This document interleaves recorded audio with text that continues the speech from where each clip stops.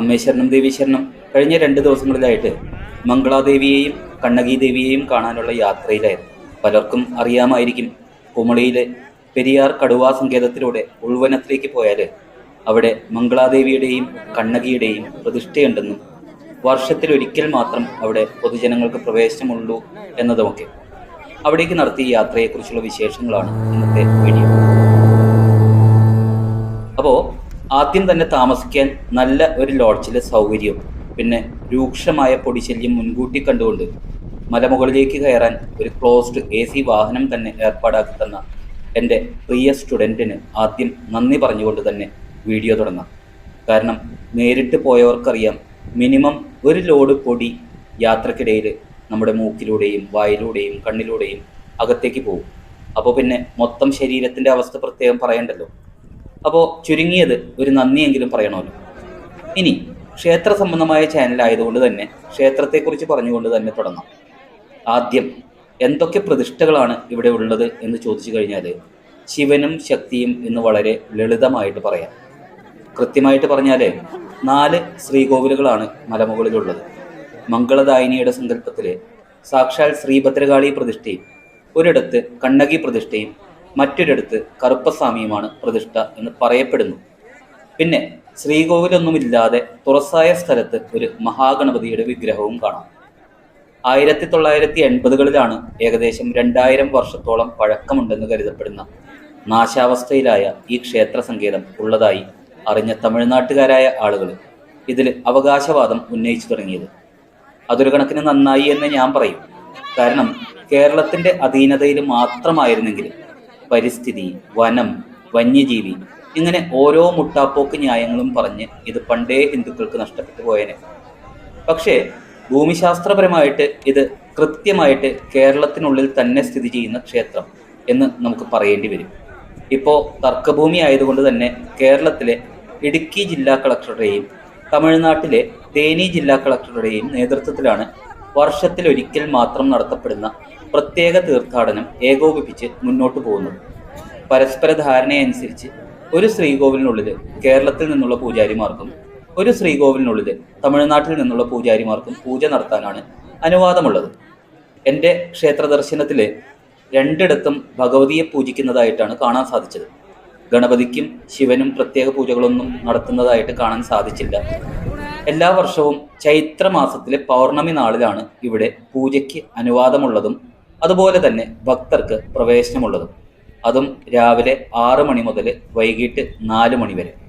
പെരിയാർ വന്യജീവി സങ്കേതത്തിനുള്ളിലൂടെ കൊടും വനത്തിലൂടെ കുമളിയിൽ നിന്ന് 12 കിലോമീറ്റർ യാത്ര ചെയ്ത് വേണം സമുദ്രനിരപ്പിൽ നിന്ന് ഏകദേശം 4500ഓളം അടി ഉയരത്തിലുള്ള ക്ഷേത്രത്തിലേക്ക് എത്തിച്ചേരാൻ. അതിൽ 10 കിലോമീറ്ററും വനത്തിലൂടെയുള്ള യാത്രയാണ്. കേരളത്തിൽ നിന്നാണ് യാത്ര എന്ന് പറയുമ്പോഴും തമിഴ്നാട്ടിലൂടെ മേലെ കൂടല്ലൂർ പഴിയൻകുടി വഴി വരുന്നതാണ് എളുപ്പം. കാരണം ആകെ 7 കിലോമീറ്റർ നടന്നാൽ മതി.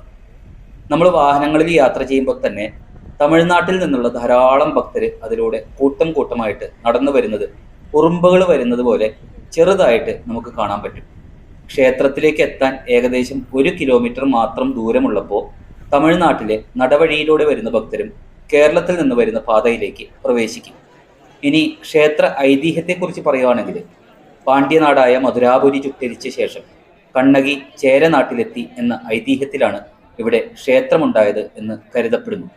പുരാതന ചേര ശൈലിയിൽ ശിലാപാളികൾ, അതായത് അടുക്കടുക്കായിട്ടുള്ള രീതിയിൽ കരിങ്കല്ലുകൾ അടുക്കി വെച്ച നിർമ്മാണ രീതിയിലാണ് ക്ഷേത്രം നിർമ്മിച്ചിരിക്കുന്നത്. അതിനുശേഷം അതായത് 14 ദിവസങ്ങൾക്ക് ശേഷം കണ്ണകി ഇവിടെ നിന്ന് കൊടുങ്ങല്ലൂരിലേക്ക് പോയതായിട്ടാണ് ഐതിഹ്യം. അങ്ങനെ കണ്ണകി കൊടുങ്ങല്ലൂരിൽ വന്നിരുന്ന സ്ഥലമാണ് ഇപ്പോൾ ശ്രീ കുരുമ്പാമ്മ എന്ന കാവായിട്ട് കൊടുങ്ങല്ലൂർ കാവിൻ്റെ തെക്ക് ഭാഗത്ത് ഒരു 200 മീറ്റർ മാറി നിലനിർത്തിയിരിക്കുന്നത്. പുരാതന ചേരനാട്ടിലെ മഹാരാജാവായിരുന്ന ചേരൻ ചെങ്കുട്ടവൻ ഏകദേശം 2000 വർഷങ്ങൾക്ക് മുമ്പ് വണ്ണാത്തിപ്പാറയിൽ കണ്ണകിക്ക് വേണ്ടി ക്ഷേത്രം സ്ഥാപിക്കുകയും അതിനെ കണ്ണകിക്കോട്ടം അല്ലെങ്കിൽ മംഗളാദേവി കണ്ണകി ക്ഷേത്രം എന്ന് വിളിക്കുകയും പതിവ് പൂജകൾ നടത്തുകയും ചെയ്തിരുന്നു എന്നാണ് പറയപ്പെടുന്നത്.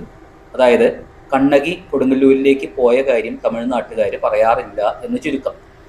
കണ്ണകി പാണ്ഡ്യരാജ്യത്തിൻ്റെ പതനത്തിന് വഴിയൊരുക്കിയ ശേഷം സഹ്യപർവ്വതം കടന്നെത്തി മംഗളാദേവി ക്ഷേത്രത്തോടനുബന്ധിച്ചുള്ള ബുദ്ധമഠത്തിൽ അഭയം പ്രാപിച്ച ശേഷം സന്യാസിനിയായി ജീവിച്ചു എന്ന് മറ്റൊരു രീതിയിലുള്ള ഐതിഹ്യവും നിലനിൽക്കുന്നുണ്ട്. പിന്നെ മറ്റൊരു കാര്യം എന്ന് പറയാവുന്നത്, ശ്രീകോവിലിന്റെ ഭാഗങ്ങളും പ്രതിഷ്ഠയുടെ ഭാഗങ്ങൾ പോലും തകർന്ന നിലയിലായതുകൊണ്ട് പ്രതിഷ്ഠ ഏതാണെന്ന് പോലും കൃത്യമായി അറിയാത്ത നിലയിലാണ് എന്നതാണ് സത്യം. മനുഷ്യവാസമില്ലാത്ത കൊടും കാടിനുള്ളിലായുള്ള ഈ ക്ഷേത്രം നാശാവസ്ഥയിലായത് സംബന്ധിച്ച് വിശ്വാസയോഗ്യമായ തെളിവുകളൊന്നും തന്നെയില്ല. 9-ാം നൂറ്റാണ്ടിലെ ചോളരുടെ ആജ്ഞയിൽ തമിഴ്നാട്ടിൽ നിന്നുള്ള ശൈവ സന്യാസിയായ സംബന്ധമൂർത്തിയും അദ്ദേഹത്തിന്റെ മറവ സൈന്യവും ഈ ക്ഷേത്രം പിടിച്ചെടുക്കുകയും ബുദ്ധ സന്യാസിമാരെ വധിക്കുകയും പിന്നീട് ശബരിമലയിലെ ക്ഷേത്രം പിടിച്ചെടുക്കാനായിട്ട് യാത്ര തിരിക്കുകയും ചെയ്തു എന്നും പറയപ്പെടുന്നുണ്ട്. അങ്ങനെയാണെങ്കിൽ ഈ ക്ഷേത്രം തമിഴ്നാട്ടിൽ നിന്നുള്ള ശൈവമതക്കാരായ ചോള മറവപ്പടയുടെ ആക്രമണത്തിലാണ് നശിപ്പിക്കപ്പെട്ടത് എന്ന് നമുക്ക് കരുതാം. ഇനി യാത്രയെക്കുറിച്ച് പറയുകയാണെങ്കിൽ, പ്രത്യേകം പാസ് എടുത്ത ടാക്സി ജീപ്പുകൾക്ക് മാത്രമാണ് കേരളത്തിലൂടെയുള്ള പാതയിലൂടെ പ്രവേശനമുള്ളൂ. മാത്രമല്ല തമിഴ്നാട്ടിലൂടെ വാഹനങ്ങൾക്ക് പ്രവേശനവുമില്ല.